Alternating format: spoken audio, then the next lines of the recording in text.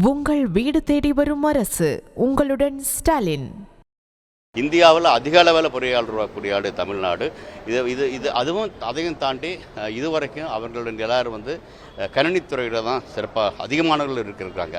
இதையெல்லாம் சேர்த்து கூட்டி கழித்து பார்க்கும் பொழுது இந்த சந்தர்ப்பத்தை இந்த சவாலை ஒரு சந்தர்ப்பமாக எடுத்துக்கிட்டு போக வேண்டிய அவசியம் இருக்குது. அந்த வகையில் இன்றைக்கி நான் பிஎஸ்ஜி இன்ஸ்டியூட் நான் எங்கே படித்தனோ அங்கே அதனுடைய 86வது ஃபவுண்டர்ஸ் டேயில் பேசும்பொழுது அதை தான் மாணவர்கள்ட்ட சொல்லியிருக்கேன். சொல்லுவது இது என்ன சவால் தான், ஆனால் சவால்கள் சந்தர்ப்பம் எடுத்துகிட்டு பண்ண முடியும். பண்ணும் பொழுது எல்லா துறையிலும் பரிணமிக்க முடியும். மருத்துவத்துறை இருக்குன்னா மருத்துவத்துறையிலையும் கூட நிறைய என்னை பொறுத்தளவுக்கு ஒரு டாக்டருக்கு 3-4 பொறியியலாளர்களுக்கான பணி காத்துக்கிட்டு இருக்குது. அதை அவங்க செய்ய முடியும். ஏன்னா புது புது கருவிகள் செய்ய வேண்டிய அவசியம் இருக்குது. புது புது வகையில் என்ன ஆப்ரேஷன் கூட சிறப்பாக செய்வதற்கான வாய்ப்புகள் உருவாக்க முடியும். அந்த வகையில் நிறைய இருக்குது.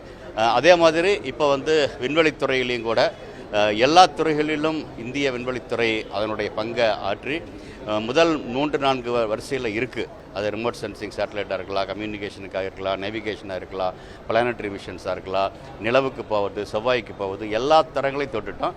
ஆனால் மனிதன் விண்ணுக்கு போகிறது, மனித நிலவுக்கு போகிறது அப்படிங்கிற அந்த பங்களிப்பில் இதுவரைக்கும் இந்தியாவினுடைய பங்களிப்பு சரியாக இல்லை. ஆனால் இப்போ ககன்யான் திட்டம் இருக்குது. அதே மாதிரி சந்திரயான் 4-5 தாண்டி நிலவுக்கு திரும்ப மனிதன் போவதற்கான திட்டங்கள் உருவாகிட்டு இருக்குது. அதனுடைய முக்கியமான அங்கமாக சுபான்ஷு சுக்லா 2 வாரத்துக்கு முன்னால் ஏக்சியம் அதனுடைய இதில் போனாலும் அது வர்த்தக ரீதியாக அனுப்பப்பட்டிருந்தாலும் கூட அதில் ஒரு முக்கிய பங்கு அவர் வச்சுட்டு இன்றைக்கி திரும்பி வரும்பொழுது அடுத்த கட்டமாக மனிதர்களை அனுப்புவதற்கான அந்த திட்டம் உருவாகிட்டு போயிட்டுருக்கு. அதிலும் கூட விண்வெளிக்கு போகக்கூடிய வீரர்களை பயிற்சிக்கூடிய தளங்கள் உருவாக்கப்பட அவசியம் இருக்குது, பயிற்சி கூடங்கள். அதில் என்னை பொறுத்தளவுக்கு சுபான்ஷு சுக்லாவும் நாயர் அவரும் அதுக்கும் பயிற்சி பெற்று இருந்தார், ஒரு பேக்கப்பாக இருந்தார். அவரும் சிறப்பான பங்களிக்க முடியும்னு நினைக்கிறேன். அந்த வகையில் நிறைய வாய்ப்புகளை பொறியியலாளர்களுக்கு உருவாகி கொண்டிருக்கிறது. அது பூமியிலும் நிலவிலும் உருவாகுது. போர்முனையிலிருந்தும் ஏர்முனை. ஏன்னா போர்முனையும் அதே மாதிரி தான். இன்றைக்கி நேருக்கு நேராக சண்டை போடுறது இல்லை, இயந்திரங்களை சண்டை போடுறது. அது பொறியியலாளர் செய்ய வேண்டிய அவசியம் இருக்குது. அவருடைய ஆய்வுகள் அப்படிங்கிறத விட அவர் பங்கெடுத்து கொண்ட பங்கெடுப்பே நமக்கு இப்போ இது மூலியம் இதாக இருக்கும். ஏன்னா அடுத்த கட்டமாக வரக்கூடிய விண்வெளி பயணங்கள் வர்த்தக ரீதியாகவும் வருவதற்கான வாய்ப்புகள் இருக்குது. அதில் அப்படி போகும் பொழுது இப்போ மனிதர்களை பயிற்சிக்க வேண்டிய அவசியமும் இருக்குது. இப்போ விமானிகளுக்கு அதிகமான பயிற்சி வெளிநாட்டில் போய் தான் நம்ம மாணவர்கள் கற்றுக்கலாங்க. அதை தாண்டி நம்ம விண்வெளிக்கான திட்டங்களை நம்மளே செய்ய வேண்டிய அவசியம் உருவாகும். அதில் அவர் முக்கியமான பங்கு வகிப்பதற்கான வாய்ப்பாக நான் பார்க்குறேன். இதை தாண்டி நம்ம மட்டும் இல்லாமல் மீதி 3 நாடுகளும் கூட இதில் பங்கெடுத்திருக்காங்க. இந்த பயணத்தில் பார்த்திங்கன்னா இதெல்லாம் என்ன சொல்லுதுன்னா சர்வதேச அளவில் நம்ம எப்படி மற்ற நாடுகளோடு சேர்ந்து பணியாற்ற முடியும் அப்படிங்கிறதுக்கு முன்னொரு பங்காக வரும். அந்த வகையில் வரும் காலங்களில் வரும் திட்டங்களுக்கு இது ஒரு முத்தாய்ப்பான பணியாக இருக்குன்னு நினைக்கிறேன்.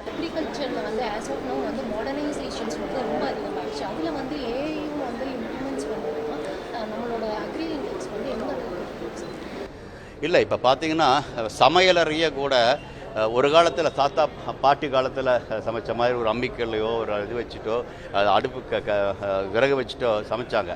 ஆனால் அதை தாண்டி இன்றைக்கி அங்கே அறிவியல் நுழைஞ்சிருக்குது. அப்போ அறிவியல் நுழைஞ்ச காலத்தில் தான் நம்ம அவங்க சிரமம் இல்லாமல் சமைக்க முடியுது, சிக்கனமாக சமைக்க முடியுது, சிறப்பாக சமைக்க முடியுது, நம்ம சரியாக சாப்பிட்றோம். அது உருவாக்கக்கூடிய விளைநிலமும் அதே மாதிரி அறிவியல் தொழில்நுட்பம் வேணும். ஏன்னா பல காரணங்களுக்காக இருக்கக்கூடிய நிலங்கள், விவசாயத்துக்கான நிலங்கள் சுருங்குது, நீர்வளம் குறையுது, இறங்கி வேலை செய்யக்கூடிய மனிதர்களுடைய எண்ணிக்கை குறையுது. அதை தாண்டி சரியாக பயன்படுத்தாதனால உரமும் பூச்சிக்கொல்லி மருந்து கூட அதிகமாக பயன்படுத்தப்பட்டிருக்குது. அறிவியல் ரீதியாக பயன்படுத்தலை, மனிதன் பண்ணும் பொழுது அதில் அவங்களுக்கு ஆரோக்கிய கோடும் வருது. எல்லாத்தையும் குடிக்கணும்னா என்னை பொறுத்தளவுக்கு ஒரே இது சமையல் கூடத்தில் நடந்த மாதிரி கண்டிப்பாக விவசாயத்தில் நடக்க வேண்டிய அவசியம் இருக்குது. 2035 சொந்தமாக ஒரு விண்வெளி நிலையம் அமைக்கும். 10 ஆண்டுகள்ங்கிறது போதுமானதாக இருக்கும். இல்லை, அதுதான் முக்கியமான. பல இடங்கள் சொல்லியிருக்கிறேன், எவ்வளோ பேர் தெரியும் தெரியல. இப்போ இருக்கக்கூடிய சர்வதேச விண்வெளி ஆய்வு மையமே இப்போ நாசாவினுடைய கையில் இல்லை. தனியார் எடுத்து ஒப்படைச்சு இது கால் டிரான்சிஷன் பீரியட் அப்படிம்பாங்க. அதாவது ஒரு கையிலிருந்து இன்னொரு கையை கொடுக்குறாங்க இல்லையா, கொடுக்கும் பொழுது எப்படி பரிமாறிக்கிறாங்க அப்படிங்கிற பொறுத்து. ஒருத்தர் பதவியில் இருக்கார், இன்னொருத்தர் பதவிக்கு வர்றார், இந்த டிரான்சிஷன் அப்படிம்பாங்க. அவர் சுமூகமாக எடுத்துக்கணும் அப்படிங்கிற மாதிரி.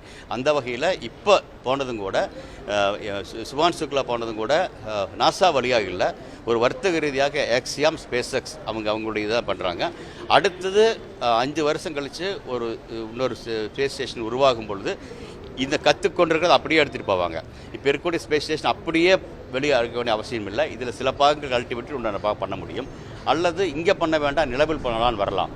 இது மாதிரியாக என்ன செய்யணும் அப்படிங்கிறதுக்கான ஒரு முன்னோட்டமும் இதுவும் இப்போ இந்த அடுத்த 5 வருஷம் நடக்க போகுது.